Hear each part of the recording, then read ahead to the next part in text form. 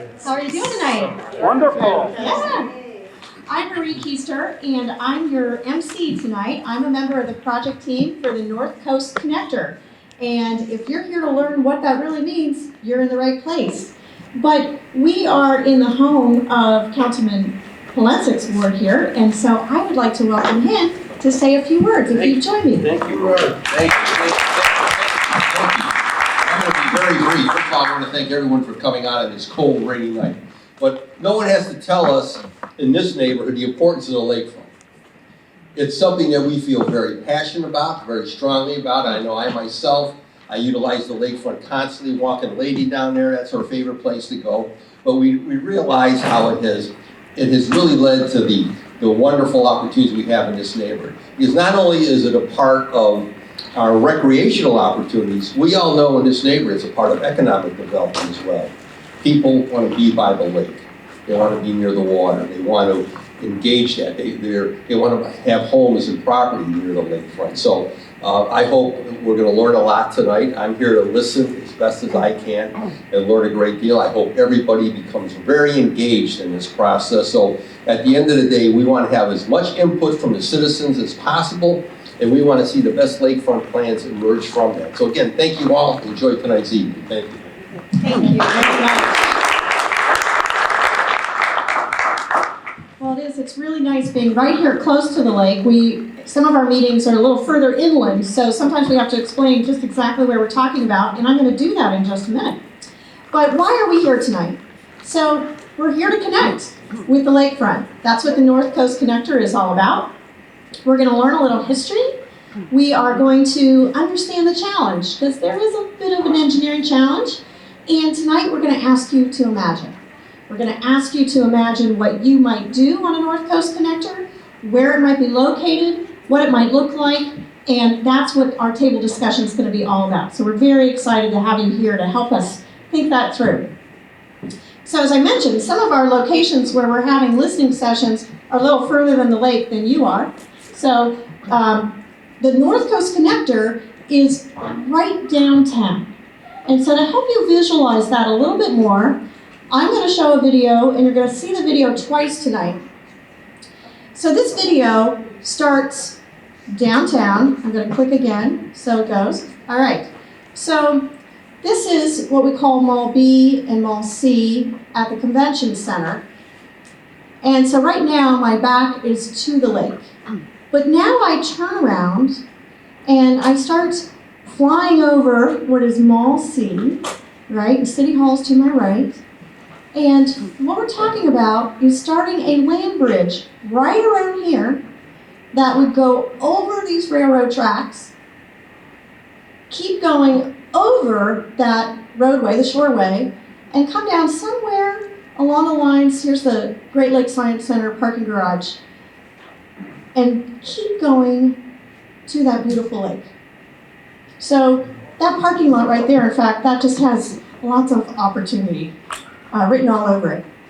In a minute, when you see that again, Vicki Wilderman, our project manager with the consultant team, will really tackle the engineering challenges. But I hope that gives you a sense of where we're talking about. So to get us rolling, I want to ask you a few questions. So I'm just going to ask you to raise your hands.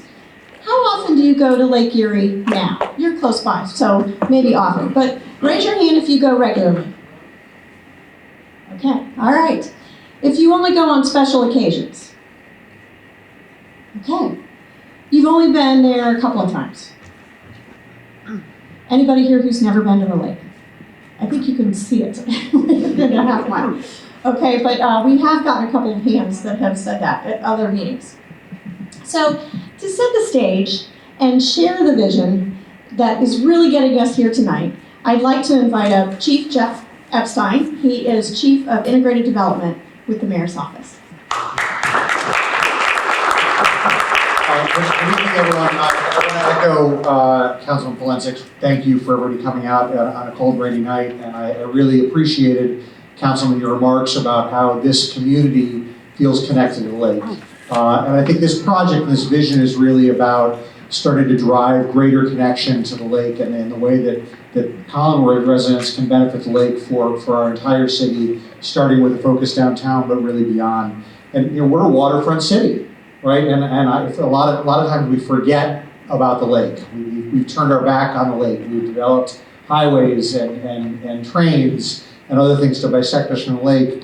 And we really think, and this vision is that the waterfront can be a source of healing for our community.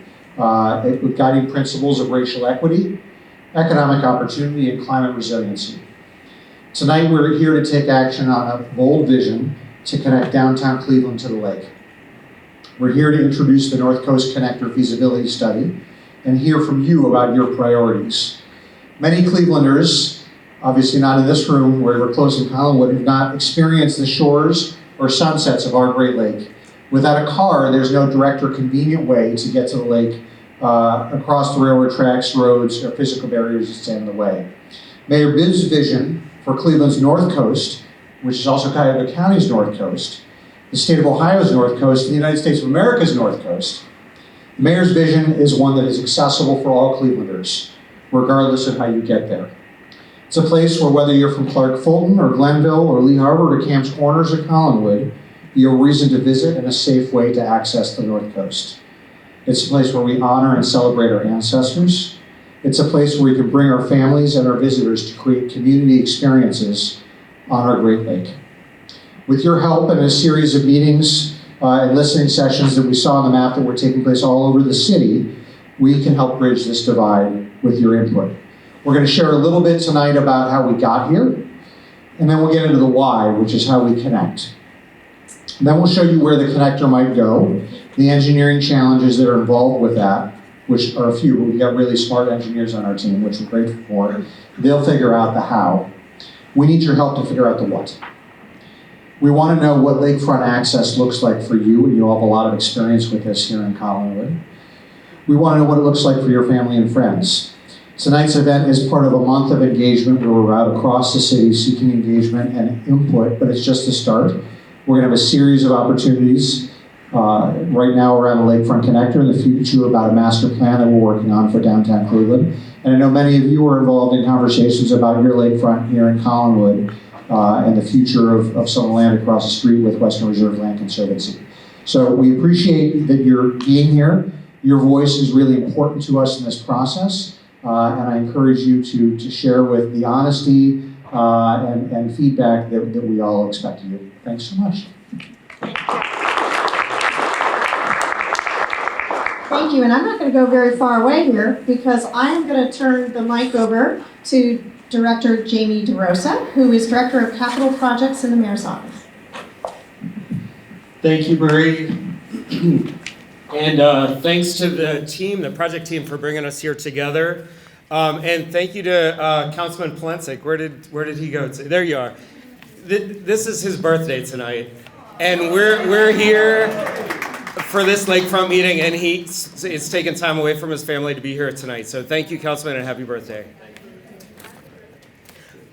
With that, I'm going to go through some history of how we got to where we're at, and I have some slides here. We're going to look back on where we've been and the plans and actions that have gotten us to where we are today. So first, way back in the 1800s, a great divide between downtown Cleveland and the lakefront started, probably unintentionally, with the construction of the railroads along the lakefront. Jumping forward about 50 years, the original plans for grouping Cleveland's civic buildings around a large open green space, which we call the malls, was created by a famous architect named Daniel Burnham. He proposed that the malls extend all the way from Public Square to the shore. In the 1930s, following the opening of the original municipal stadium on the lakefront, this area was the site of the Great Lakes Exposition. And as you can see, there was a bridge that connected from the top of the bluff down to the lakefront, and that was for pedestrians. It was also in this era when the first leg of the shoreway was built from East 9th Street to East 55th Street. And then in the 1940s, highway expansion continued, and the Main Avenue Bridge was constructed in 1940 to connect downtown Cleveland across the Cuyahoga River. The shoreway was also extended west to meet the bridge, so from East 9th Street to the bridge.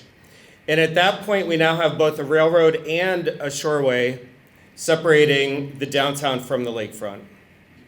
The city also conducted its first lakefront plan from Edgewater Park to Gordon Park in this time. The plan proposed a pedestrian walkway from the mall over the freeway and the railroad tracks. Now, fast forward to the 1980s, a series of studies were conducted. One focused specifically on the public space in our current project area, and the other was a citywide civic vision plan. Both proposed pedestrian connections between Mall C and the lakefront. Then if we go to the 1990s, Northcoast Harbor Inc. was established to plan lakefront attractions, and Civic Vision 2000 is updated, which included, again, a proposed pedestrian bridge. Then in the early 2000s, there was another series of plans that focused on softening the impacts of the shoreway, increasing connections to nearby neighborhoods, and enhancing the waterfront. Both the 2004 and 2011 plans again included proposed pedestrian bridges, and at this point, the city began seeking funding to make that connection. Let's see, in the 2010s, the city and the county collaborated on what was called the Rosales Bridge, named after the architect who designed it. It's shown here in this photograph. The city, however, decided not to pursue this bridge in a desire to have a larger structure and also to have greater opportunity for economic development in this area.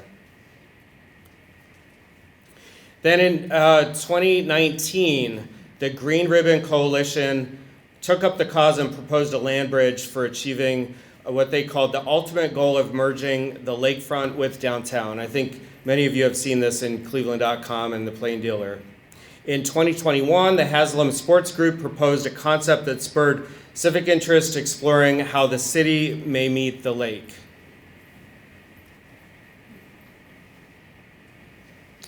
So for more than a century, planning and development has been an iterative effort, reshaping the downtown shoreline, supporting projects large and small.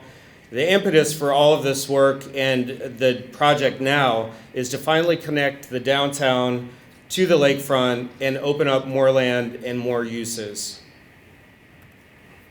So the question you may be asking is, what is a land bridge? It starts with steel and concrete, and like most bridges, but it goes over or on top of a road or a highway or the railroad tracks. Sometimes we call it a lid or a cap. So I'm going to give you a couple examples here of land bridges, if you will. The first one that you see here is in Columbus, Ohio, just down I-71. And the cap here is called the High Street Cap. It's over I-670. And in this situation, they made the bridge strong enough to put buildings on top of it, so that as you cross down this roadway, you might not even notice that you're on a cap. And this shows here the, let's see. Oh, one more. There we go. So this shows here the blue area is where the cap is, and the yellow is the freeway that's underneath, just to illustrate the point. There we go. And then the next one here is in St. Louis, Missouri. They just went through a $380 million connection of the St. Louis Arch with the waterfront. And so what you see here is the cap in blue, and you see the yellow is the freeway underneath, which previously completely split the arch from the waterfront and downtown. And our final example here is in Dallas, Texas. It's called the Cade Warren Park. And this land bridge creates green spaces as well as walkable and bikeable areas. You can see where the freeway is underneath the land cap. And as you can see, it provides a nice connection between two different neighborhoods that were previously disconnected. So with that, I am going to hand it back over to Marie. I would like to say just a few thanks to the Ohio Department of Transportation, Greater Cleveland Partnership, NOACA, which is the Northeast Ohio area-wide coordinating agency, all of our partners that have brought this together, and all of you for being here tonight and taking time out of your night to be with us tonight. So with that, I'll hand it over to Marie. Thank you. You're welcome.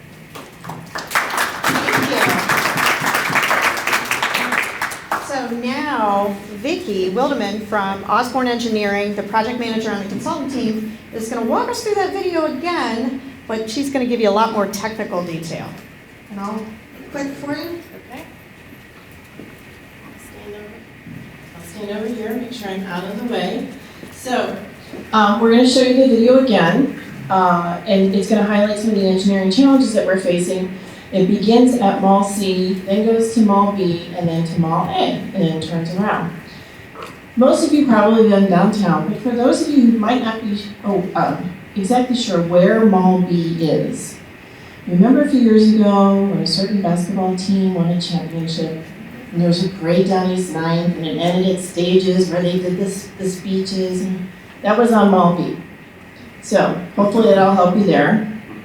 So we can start the video, and as our view moves towards the fountain and then back to Mall C, we come upon the edge of the bluff overlooking the lakefront. As we move towards the lakefront, we see our bridge needs to span both the rail lines and the shoreway. To meet our criteria, the bottom of our land bridge needs to be 23.5 feet above the rail lines and 16.5 feet above the shoreway pavement. As we slope down towards the lakefront, we also need to keep the bridge at a relatively flat slope to make sure that we meet ADA requirements. To give you an idea of how much lower the lakefront is from Mall C, the elevation difference from the mall to the top of the Great Lakes Science Center parking garage, which we just passed, is 65 feet, and that is not to ground level. And at the end, you can see the area that is still there, waiting for something to happen. Pretty cool, huh? So let me back up a slide. As I invite Annie Pease up, she is the project manager with the city, one of the project management team, and she's going to tee you up for the discussion at your tables. So while we have this backup information at your tables, pay close attention. Hi, everyone. Can you do this? I can do it. Thank you.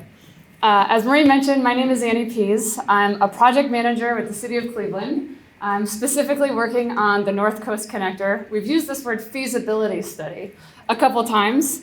So I'm going to walk through, I'll articulate what the feasibility study is looking at. And the information I'm going to talk about is going to queue you up for discussions at your table with your table facilitators.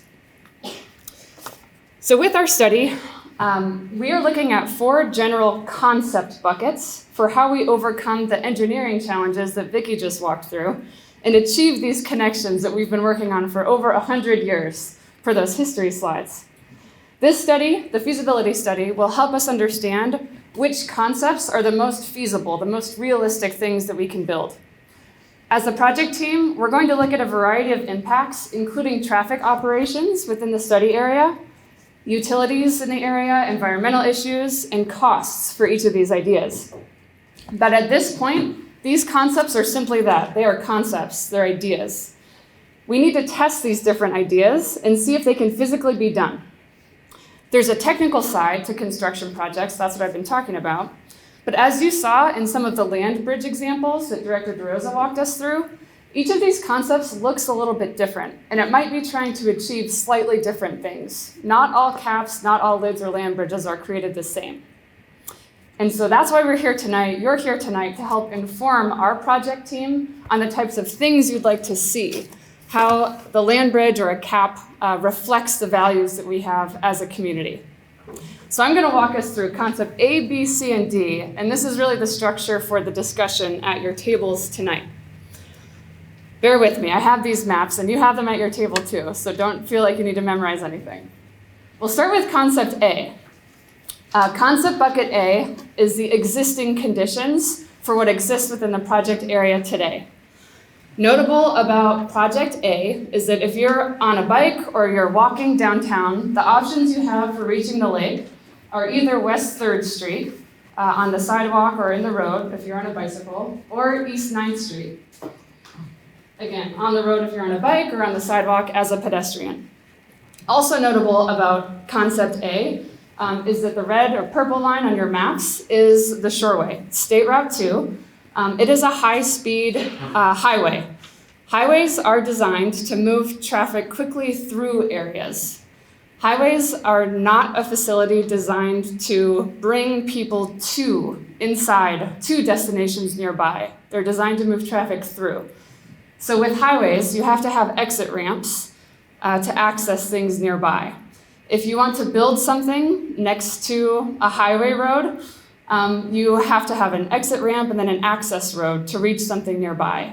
You can't put intersections or traffic signals on highways. You can't have crosswalks across highways. It's a different type of facility. So concept bucket A, as we're talking about this, is current conditions. That's what's out there today. Next, we'll move on to concept bucket B. Concept bucket B is notable in that while some of the conditions stay the same, concept B proposes a land bridge to connect the Mall C area towards the lakefront. The exact location, the exact size or width of the land bridge is still to be determined, but in general, we're looking at that area marked in blue on your maps. In concept B, traffic looks mostly the same. Traffic impacts are largely the same as existing conditions. We're not making significant changes to the shoreway or nearby areas. In terms of land and what you can do on the land, there's a little bit more land for more uses, and that you have the land bridge itself creates more space for more active uses within the project area. So that's concept B. I'm going to move right on to concept C. Concept C looks a little bit different. So concept C proposes a land bridge, as concept B did. The big notable difference with concept C is that it proposes changing the shoreway from a highway into a boulevard. The boulevard is marked in yellow on this map. A big difference with a boulevard, different from a highway, is that the boulevard can be at the same level as other city streets. So a boulevard becomes more a part of your downtown street network. It operates like other streets. You can have intersections, you can have crosswalks.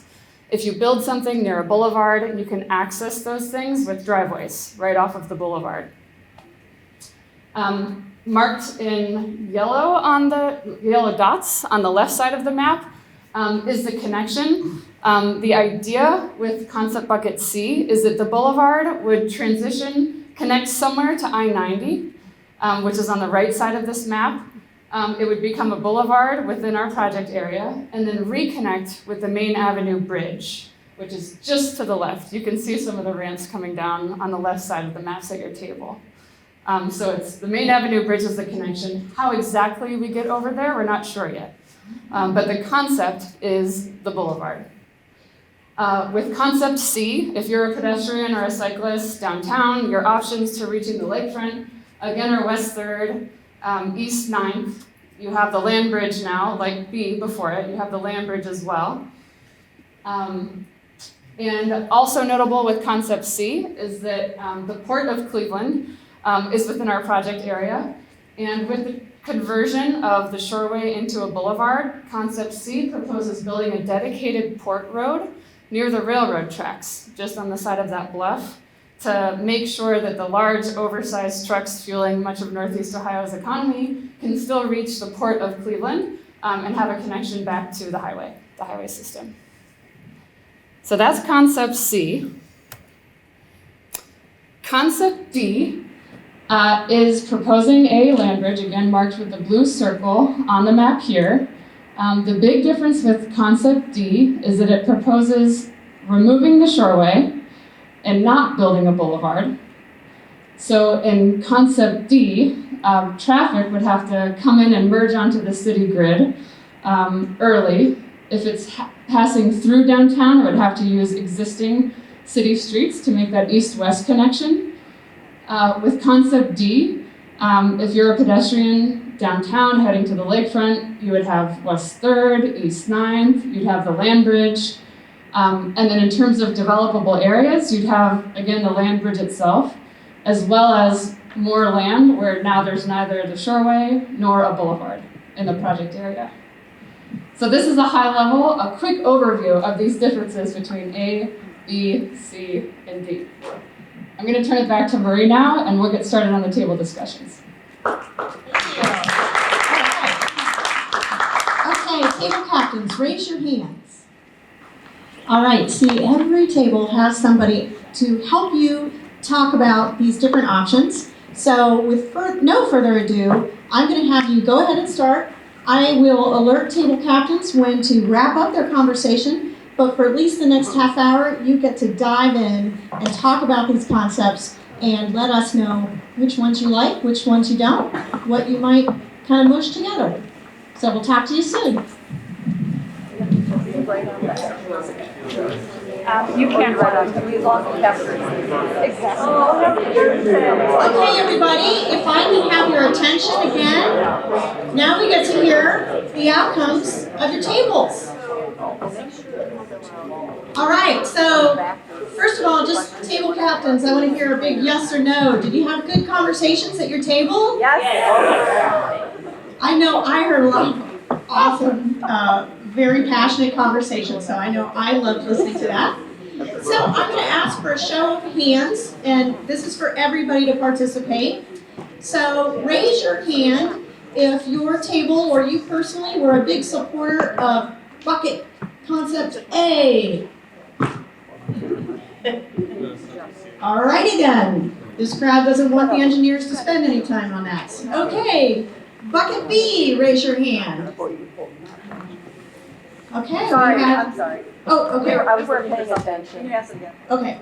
Who at your table, or is anyone at your table a fan of bucket B? Raise your hand. B as in boy, so that would be land bridge, keep the shoreway as is. All right, a show of hands for bucket C, which is, oh, there you go, land bridge, but change the shoreway into more of a boulevard operation. Okay, lots of hands for C. How about D? Get rid of the shoreway.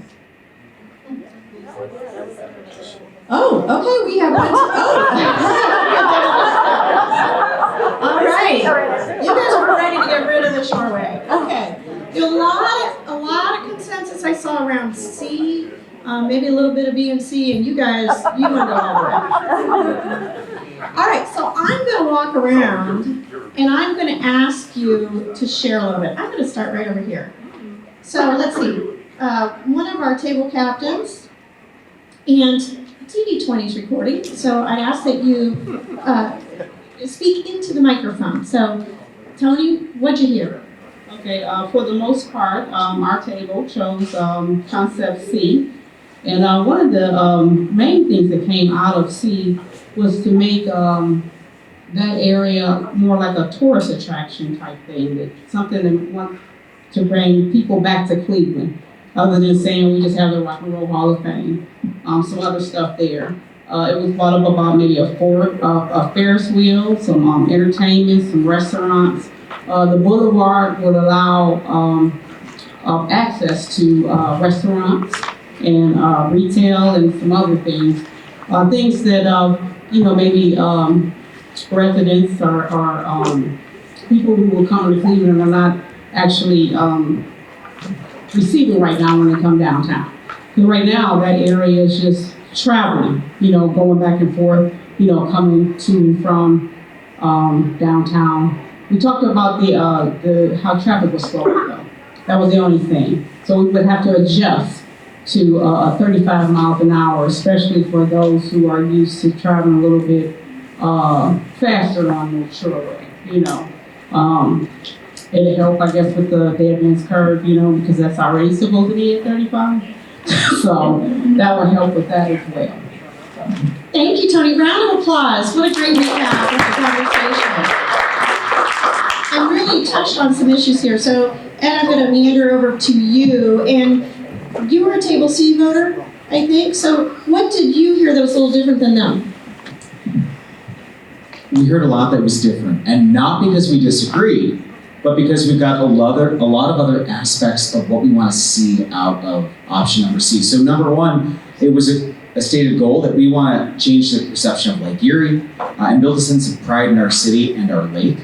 And that is done in two ways that we were really interested in. Number one, multi-purpose access to the lake. So what are people doing to walk, run, bike, and I'm assuming scoot, these other forms of non-vehicular traffic? What is this going to do, and what sort of options are they going to have to access the lake? And B, what is that non-vehicular experience like with the built in the natural environment? Everything from coming up East 9th and having an enjoyable experience approaching the Rock and Roll Hall of Fame, right? To taking one of these bike pathways and having trees and plants, right? That provide a wonderful experience and maybe a little bit of a break from the wind that comes rushing across Lake Erie. That's a lot of what we heard, but really it was the idea of having a boulevard that is safe and enhances everybody's experience with the lake while maintaining the east and west connection. Awesome. Thank you. Round of applause. A lot of great insights there. And I love how you came back to your own goals, to help you make some conclusions. All right. How about you guys? Phil, right? Yes, thank you. We had a lot of the same concepts here. Some of the key points were keeping the other connector spaces looking good, sustainable landscaping, more development, more attractions. We liked the fact that by changing to a boulevard, you allow for safer crossing, more access with minimal delays. So yeah, and we know it's going to be the most expensive concept, but we think it's worth developing. Awesome. That's the right way to go. It's the right way to go. Thank you. Round of applause. All right, I'm going to slip over here. Okay. So, were you a B or a C table? This was predominantly the C table. Which C table? Okay, tell us about it. So we touched on many of the same points as some of the other tables as far as activating the space. Our agreement here was that it calms the traffic through downtown, and there's an opportunity to connect East 18th Street to the lakefront. It takes up less land. One thing that I did hear mentioned that we talked about is that it also gives easier access to the Amtrak station. One person said this would be a good phase 2, but as far as making it into a boulevard, they want to make sure that it's not done the same way as the West Shore Way was, turning that into a boulevard. And of course, we want to activate it more, add trees, so it's not just a green space.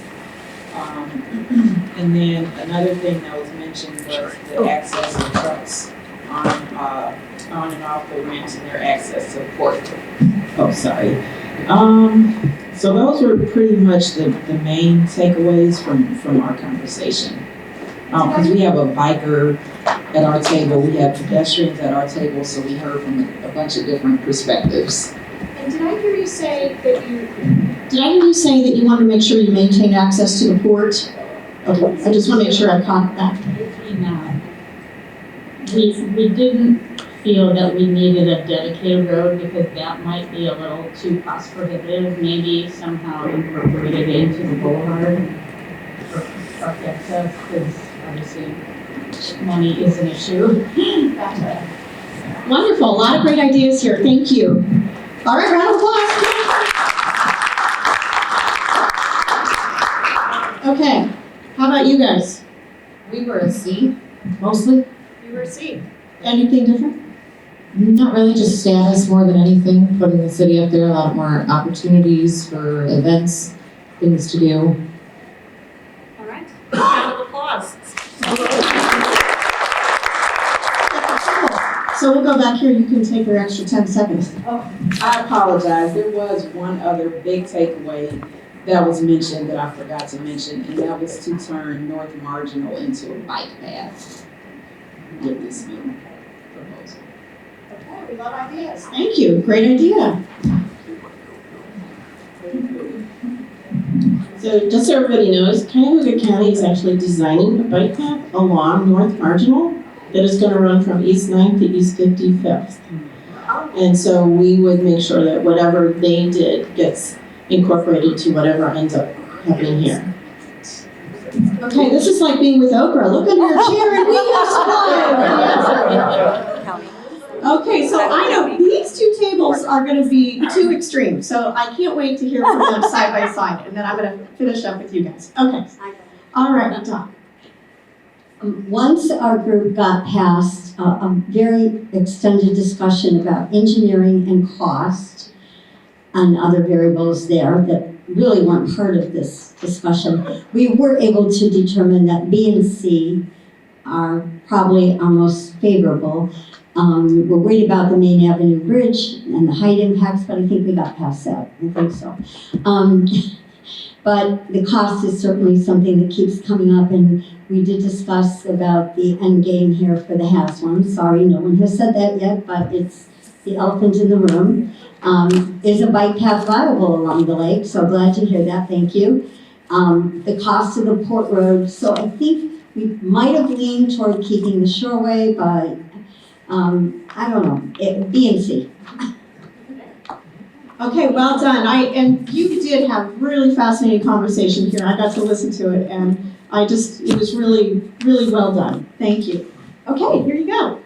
Thank you. I don't think it was as much of a discussion as we had. I would like to thank John and Lucy because we talked a lot before this started and a lot during this. Director Epstein was part of this, so I mean, John came very prepared. I have maps that I'm going to make sure I share with the project team, ideas that he has had over the years, and so we were more on like kind of C, like D. So I think we were the one table that said, get rid of the shoreway and open up opportunities. But I do think the question on the land bridge is it really the right location? Is it the only option to connect? And so I think there's more about that and looking at tram systems and other ways to move people. Because if we do remove the shoreway, then we've got area to the east of East 9th that could be developed. But now the land bridge is over here. And so how do you make those connections to that side? So a lot of wonderful ideas. I know I didn't give it justice because we had really great conversations. Oh, thanks, John. So I will be sure to hand the project team documents that John has provided. So I just, I appreciate both of you and the discussion we had. Oh, that's great. Thank you. Thank you for coming so prepared. All right, you get to wind us up. Inspire us. No pressure. Okay, so we started with basically understanding that B was just getting it done, and C was basically getting it done, but also looking at the external factors, right? So starting with adjacency to City Hall, we know that the land bridge, at least it looks like it's coming off Mulsea, that's the directive. Why not tie into the civic experience of City Hall? Understand how we tie into that parking garage, the parking adjacent to that. Can that be a part of the land bridge? Looking at in C, the boulevard looked like it plays better with, possible changes to Burke Airport and what's going to happen with that. Also, the connector trail that you said to East 55th.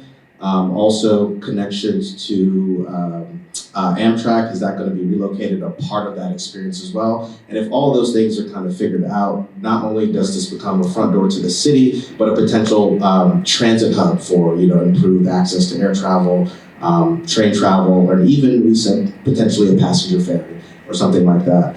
So kind of thinking about this comprehensively from a multimodal perspective. And basically, again, at the end, I think I'd be remiss if I didn't mention this on Council Politic's behalf. How do you pay for it all? Oh, we're not worried about that tonight. Marie, can I add? Don't worry about that. I forgot a couple. We will worry about that, but not tonight. I forgot a couple key points, and John reminded me. So one thing up front is there's the inner belt and there's the realignment of Dead Man's Curve, and how does this play into that? There's the study now for Burke Lakefront Airport. What happens with that? So is the timing right to decide this before those are decided? And then I think the other piece I meant to say is when we move the shoreway, could we relocate that traffic to Lakeside and Superior, given the size of those roads, and easily move traffic to the city? So those are the things I forgot to say. Thank you, thank you. Another round of applause, that's right. So, and there will be a time to talk about money, but as a wise person said to me once, Marie, for some reason when you've got a really good idea, somehow it gets paid for. And so if you have a coalition of people who support it, and you have to piece funding together from a lot of different places, but if you have a good idea and people are behind you, it can get done. So to reflect more, and maybe correct me on that perception, I'll leave it to you. First of all, I want to thank everyone. I had an opportunity, I think, to hear a discussion of most of the tables, really great discussion, and I wanted to just have everybody give a big round of applause to the table hosts.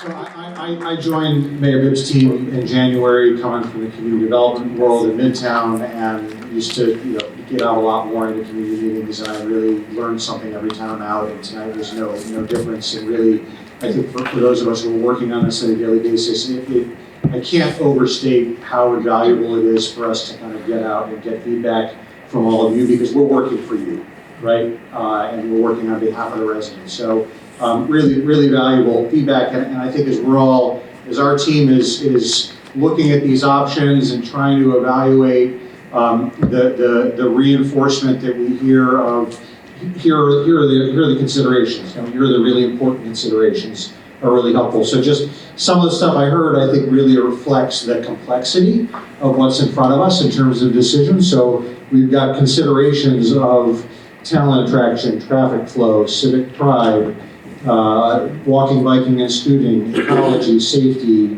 visual appeal, access, traffic calming, traffic flow, transit hubs, truck access, cost, the Browns, engineering realities, a lot of different things that kind of came out that our team is all really trying to weigh as we come up with hopefully when we come back in the spring, with some more narrowed down or refined ideas that will reflect maybe different balancing of some of those priorities that we heard from all of you today, which again was incredibly helpful. So I just want to, on behalf of the mayor and the whole city team, big thank you and round of applause to all of you, and also a round of applause for our team, Annie, the Osborne team, Jamie, everybody who's been working on this, who are really working hard on behalf of you to help realize the vision of how can we take better advantage of our lake to benefit everyone.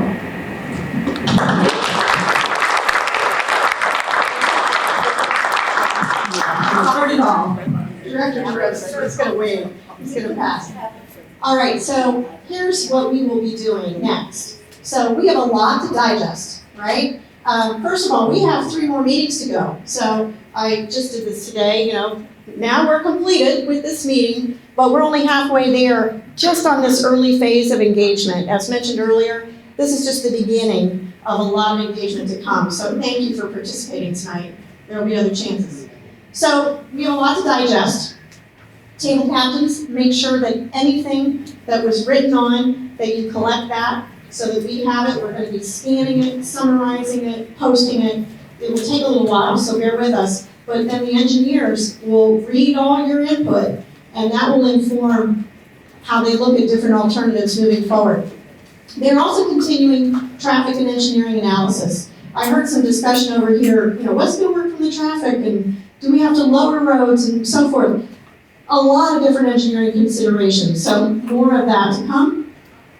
They will refine the ideas based on the outcome of those 2 technical things along with your public input.